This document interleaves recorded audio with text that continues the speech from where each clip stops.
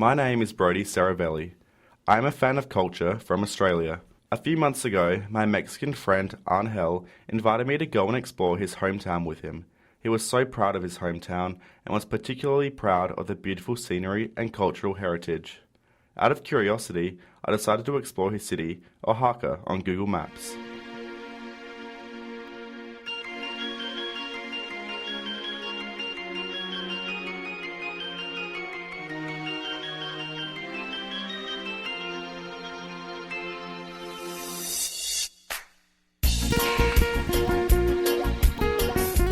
Oaxaca's heritage is so extensive.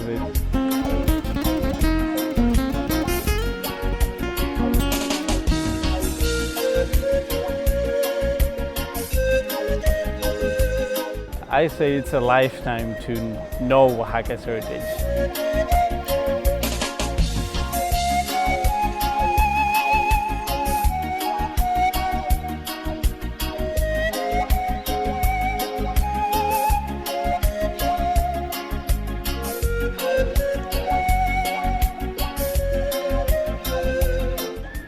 I believe it's losing itself slowly, you know.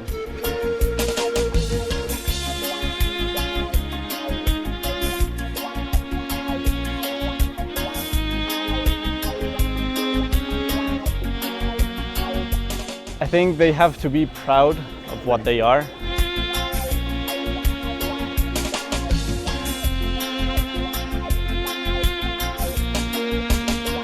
This is Oaxaca. It's my hometown, and I feel very happy to be part of this community, and I'm just proud and grateful to be able to live everything that this beautiful state has to offer.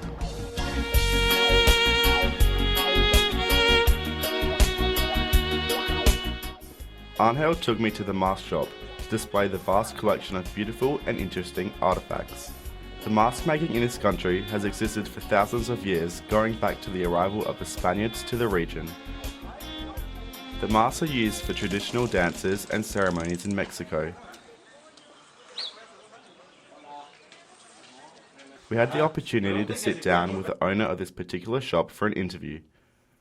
Me gusta mucho porque aquí se usan en las fiestas, en algunos pueblos de aquí circunvecinos de la ciudad de Oaxaca. En otras partes se usan, como ahora que viene la Semana Santa, se usan para carnaval. Pues mire usted, las máscaras que son muy tradicionales aquí para lo de que es el carnaval, salen la comparsa de los diablos. Los diablos, en cada comparsa salen diablos, porque son los que cuidan alrededor a los que están bailando adentro de la fiesta. Porque los diablos, pues según ellos dicen, no, cuidado porque te va a tocar el diablo, cuidado, eso es lo que se le da a la gente grande, a los niños. Los niños se temen porque pues ven el diablo y dicen, no molestes a los que están bailando porque el diablo te va a tocar. La máscara está hecha de madera. Y pintura se pinta de pintura de agua. Pintura de agua le llamamos nosotros, esa pintura que se usa para las casas, esa pintura se usa y se le da su toque. Ya que se pintó la máscara, se le unta un tanto de barniz para que tenga este brillo, así que tenga este brillo. Se le echa su barniz y ya queda la máscara bien. Yo pues realmente esto ya se quedó de colección mía. Esta es una colección, todo lo de bar, todo eso, porque ya no lo vendo, porque yo ya terminé ante las autoridades de Hacienda y todo, ya di de baja mi negocio, ya lo di de baja. Ahorita pues ya esto lo tengo para los que vienen a visitarme como ustedes, como las personas que vienen y les agrada, con mucho gusto les muestro, les enseño las cosas, porque esta fue parte de mi vida. Fue parte que yo lo sigo valorando, lo aprecio mucho, y las personas como ustedes que vienen, me da mucho gusto que lo admiren mis cosas, vean, y cuando ustedes gustan venir, pueden venir a ver, pero todas estas cosas ya es de mi colección, ya, así lo tengo ya. I was saddened by the lack of appreciation and respect for the fascinating heritage. I understand Angel's rationale for the slow loss of their heritage. Right now, I can understand why Angel said they are losing their heritage slowly, which is the least thing I want to take away from here. With a heavy heart, I went for lunch by myself and ordered Mexican-American food.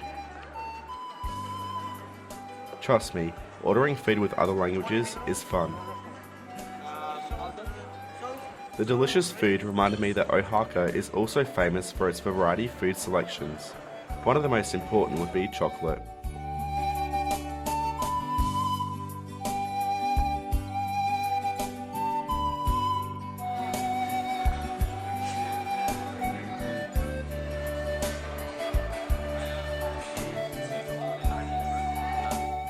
Chocolate, well, technically cacao, was an ancient tradition born in Mexico 2,500 years ago. When the Spanish conqueror Hernán Cortés came and invaded Mexico, cacao and cacao shell was founded by the Spanish and taken back to Europe. Chocolate was immediately famous in Europe and was only served to high social class people. However, at first people would only drink chocolate instead of eating. The solid form of chocolate was invented in 1847 in Dutch Europe.